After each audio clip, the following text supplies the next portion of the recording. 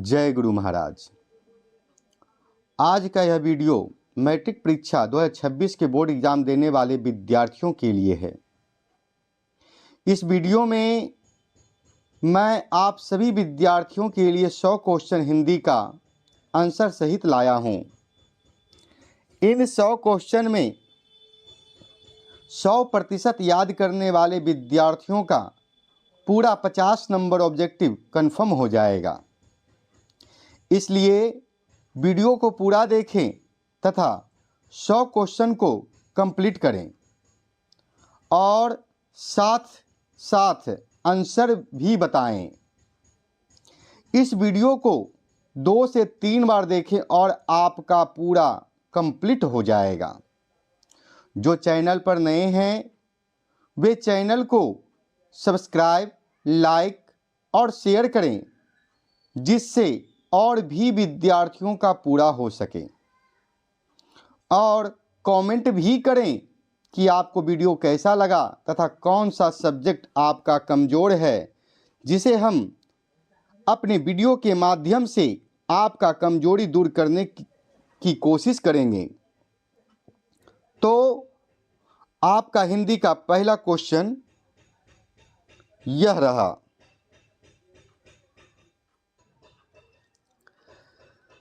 लेखक भारत में बेरोजगारी का प्रमुख व प्रत्यक्ष कारण किसे मानते हैं? जाति प्रथा को। दूसरा क्वेश्चन है, बाबा साहेब भीमराव अंबेडकर का जन्म कब हुआ था? बाबा साहेब भीमराव अंबेडकर का जन्म कब हुआ था? 14 अप्रैल 1891 ईस्वी।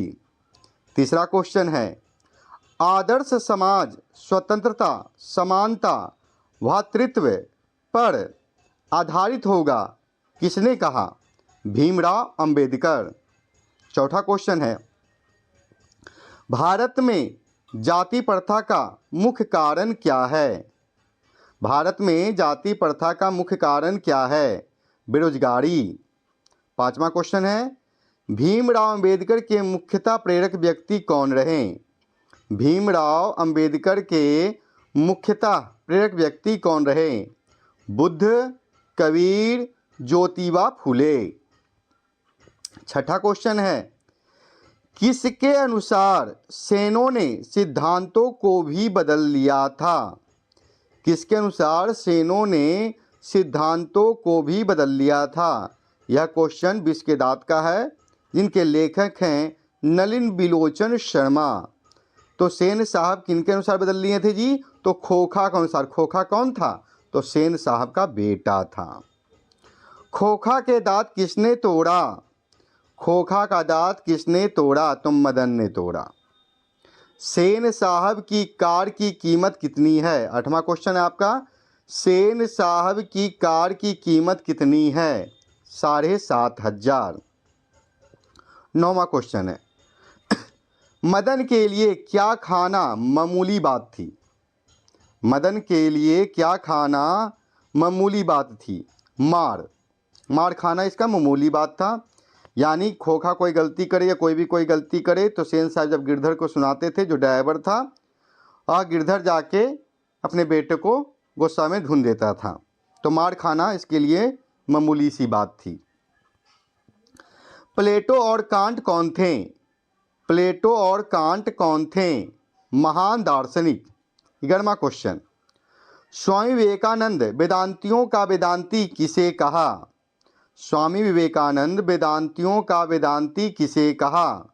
मैक्स मुलर को। प्रत्न मानव का अर्थ क्या है? 12वां क्वेश्चन है, प्रत्न मानव का अर्थ क्या है? प्राचीन मानव। 13वां क्वेश्चन है, निर्वंश विद्या का संबंध किससे है? निर्वंश विद्या का संबंध किससे है? मानव विज्ञान से। 14 क्वेश्चन है, 14 नंबर का क्वेश्चन, नाखून प्रतीक है। नाखून प्रतीक है यानी किसका प्रतीक है? पाशवी वृत्ति का। 15 नंबर क्वेश्चन है, हम बार बार नाखून क्यों काटते हैं? बर्बरता समापन हेतु। 16वां क्वेश्चन है, किसने कहा था कि सब पुराने अच्छे नहीं होते, सब नए खराब ही नहीं होते? ये बात कालिदास ने कहा था। किस देश के लोग बड़े बड़े नख पसंद करते थे? किस देश 17 नंबर का क्वेश्चन है, किस देश के लोग बड़े बड़े नख पसंद करते थे? गौड़ देश के। 18 नंबर क्वेश्चन, द्विवेदी जी से किसने पूछा था आदमी के नाखून क्यों बढ़ते हैं? द्विवेदी जी से किसने पूछा था आदमी के नाखून क्यों बढ़ते हैं? छोटी लड़की ने। 19 नंबर का क्वेश्चन है, बेतमा दान पत्र किस समय का है? बेतमा दान पत्र किस समय का है? 1020 ईस्वी का। 20 नंबर का क्वेश्चन, दोहा कोश किसकी रचना है? दोहा कोश किसकी रचना है? सरहपाद की। 21 नंबर क्वेश्चन, रामायण की रचना किस भाषा में है? रामायण की रचना किस भाषा में है? तो रामायण की रचना संस्कृत भाषा में है और इनके रचनाकार, रामायण के रचनाकार महर्षि वाल्मीकि हैं तथा हिंदी में रामचरितमानस लिखा गया है जिनके रचनाकार हैं तुलसीदास। 22 नंबर क्वेश्चन है, नेवारी भाषाएं किस लिपि में लिखी जाती है? नेवारी भाषाएं किस लिपि में लिखी जाती है? देवनागरी लिपि। 23 नंबर क्वेश्चन, परमार शासक भोज कहाँ के रहने वाले थे? परमार शासक भोज कहाँ के रहने वाले थे? धारा नगरी के। 24 नंबर के क्वेश्चन है, हिंदी के आदि कवि कौन हैं? हिंदी के आदि कवि कौन हैं? सरहपाद।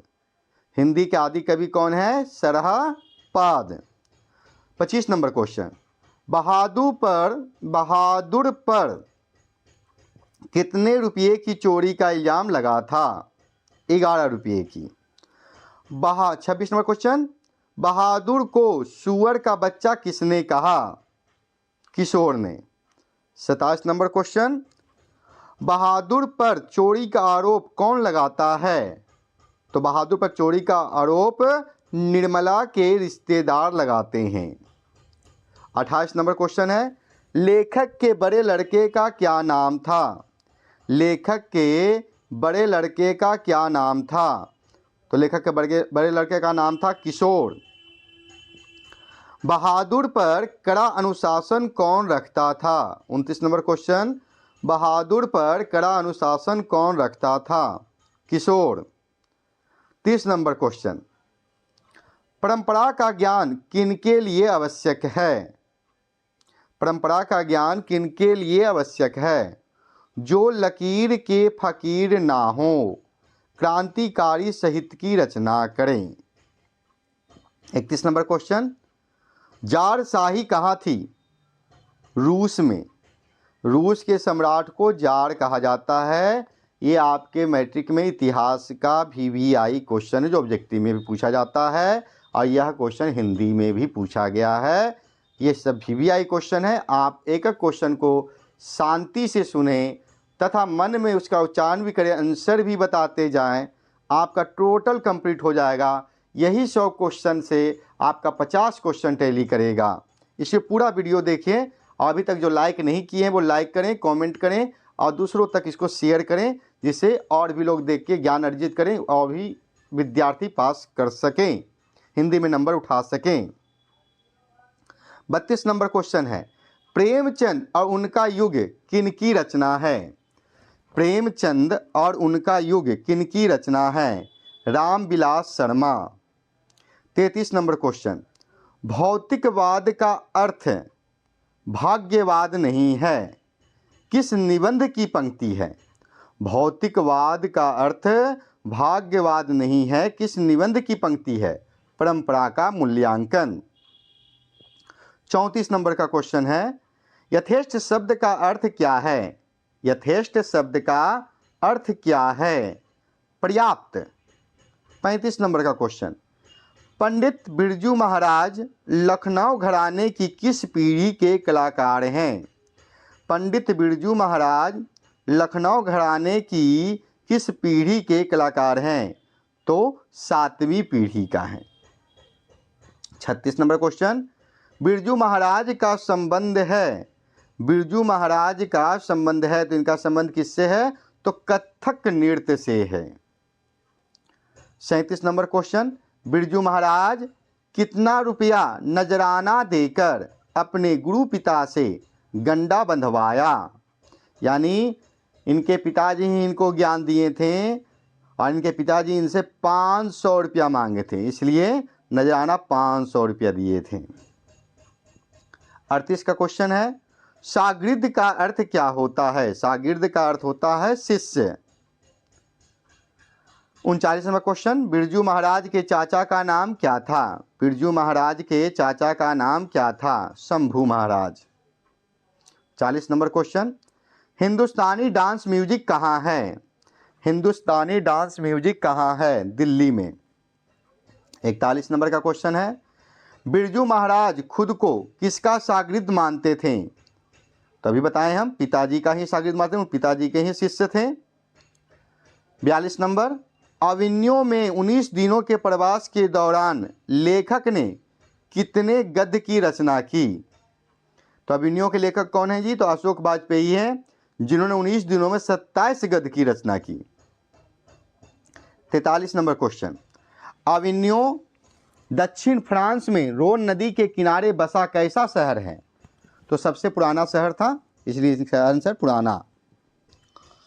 44 नंबर क्वेश्चन, महात्मा गांधी अंतर्राष्ट्रीय हिंदी विश्वविद्यालय के प्रथम कुलपति कौन थे? महात्मा गांधी अंतर्राष्ट्रीय हिंदी विश्वविद्यालय के प्रथम कुलपति कौन थे? अशोक वाजपेयी।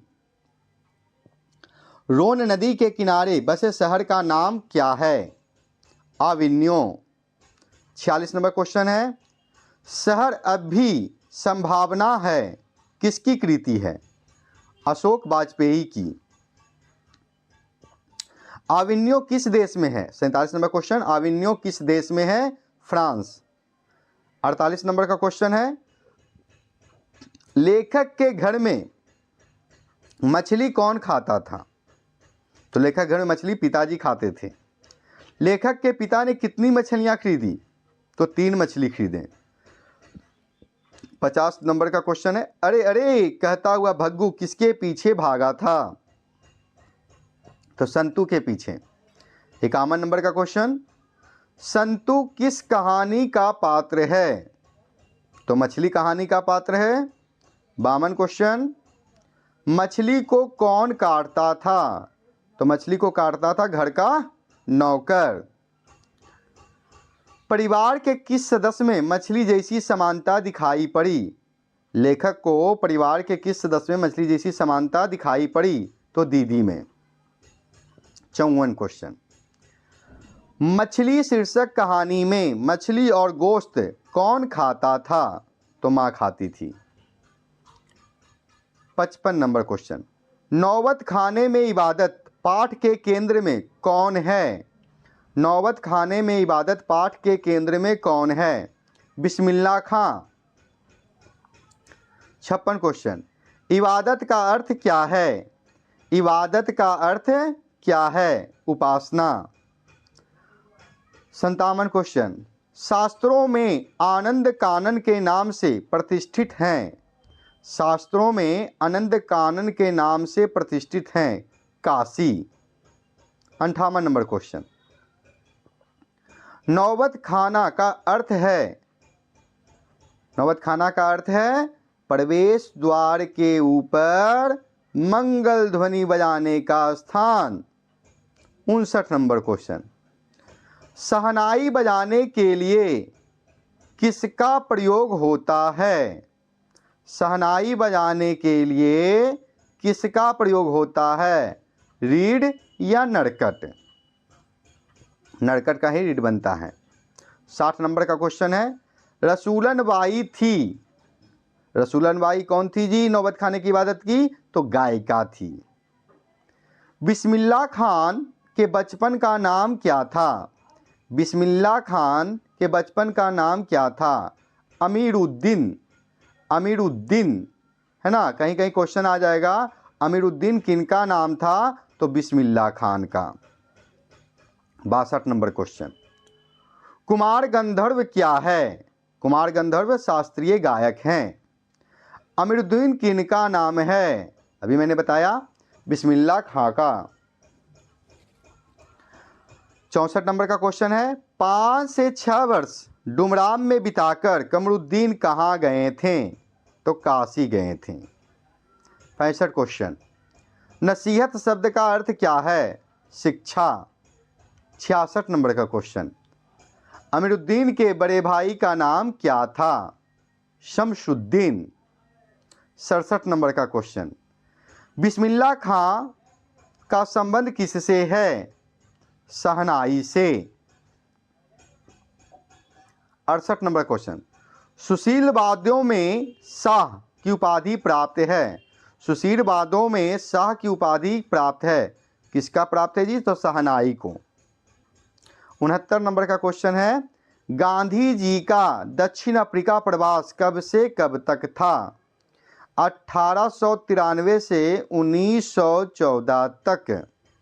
70 नंबर का क्वेश्चन, महात्मा गांधी के अनुसार उदात्त व बढ़िया शिक्षा क्या है? महात्मा गांधी के अनुसार उदात्त व बढ़िया शिक्षा क्या है? अहिंसक प्रतिरोध।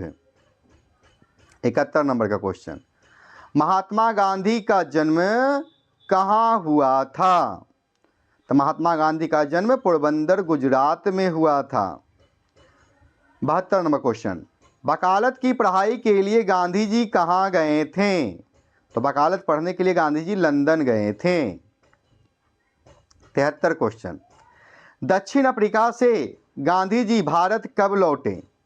दक्षिण अफ्रीका से गांधी जी भारत कब लौटे? 1915 ईस्वी में। भारत के राष्ट्रपिता किसे कहा जाता है? तो भारत के राष्ट्रपिता महात्मा गांधी को कहा जाता है।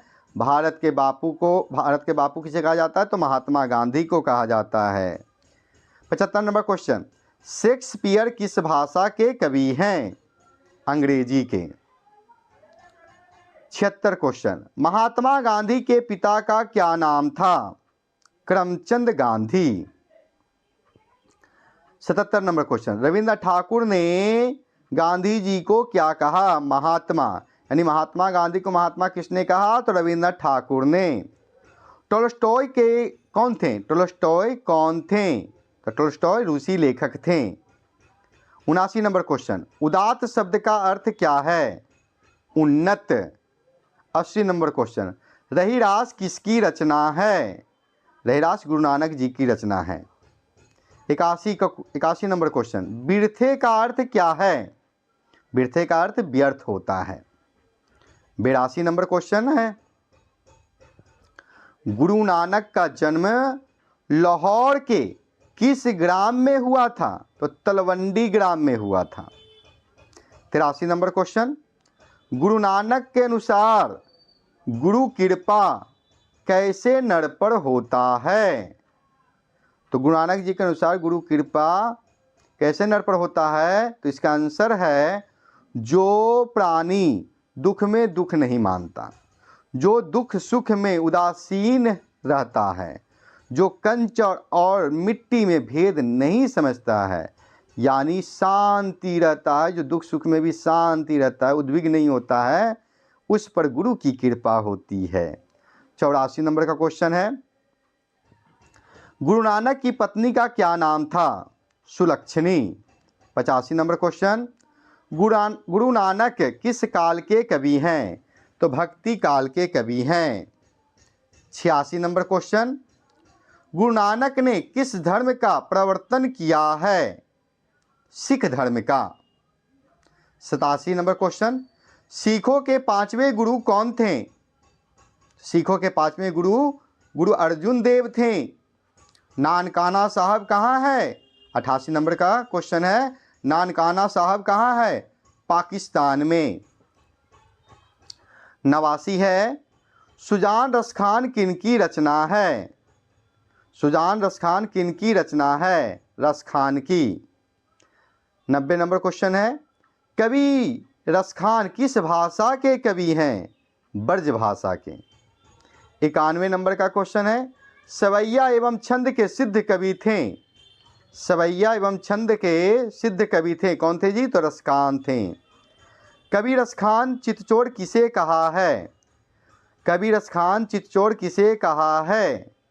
92 क्वेश्चन है, 92 नंबर, कृष्ण को। प्रेम वाटिका किसकी रचना है? प्रेम वाटिका किसकी रचना है? रसखान की। रसखान किस काल के कवि हैं? भक्ति काल के। 95 नंबर क्वेश्चन, कवि ने पर्जन्य किसे कहा है? बादल को। 96 नंबर क्वेश्चन है, घनानंद कवि हैं? रीतिमुक्त। 97, घनानंद के प्रमुख ग्रंथ हैं सुजान सागर, बिरहा लीला, रसकेली बल्ली। रसकेली बल्ली। 98 नंबर क्वेश्चन है, घनानंद के अनुसार कौन सा मार्ग अति सीधा और सरल है? तो इनके अनुसार, घनानंद के अनुसार स्नेह मार्ग अति सीधा और सरल है। 99 क्वेश्चन है, मीर मुंशी ने किस कवि का वध किया था? मीर मुंशी ने किस कवि का वध किया था? तो घनानंद का। 100वां नंबर क्वेश्चन, प्रेम की पीड़ के कवि हैं? प्रेम के पीड़ के कवि हैं, कौन है? तो घनानंद हैं। 101 और आपका अंतिम प्रश्न है, और अंतिम प्रश्न इस प्रकार है, घनानंद किस युग के कवि हैं? घनानंद किस युग के कवि हैं? रीति काल युग के। तो आशा करता हूँ कि आप लोग वीडियो पूरा देखे हैं और पूरा सुने हैं। इसे 1 से 2 बार सुने और आप पूरी तरह से इसको कंप्लीट करें, तथा जो आंसर आप दिए वो सही है कि गलत, उसका भी वर्णन करें, बताएं आपको कैसा लगा, और किसी विषय में आपकी कमजोरी है तो वो भी बताएं, उसके कष्टों को भी दूर किया जाएगा। जय गुरु महाराज।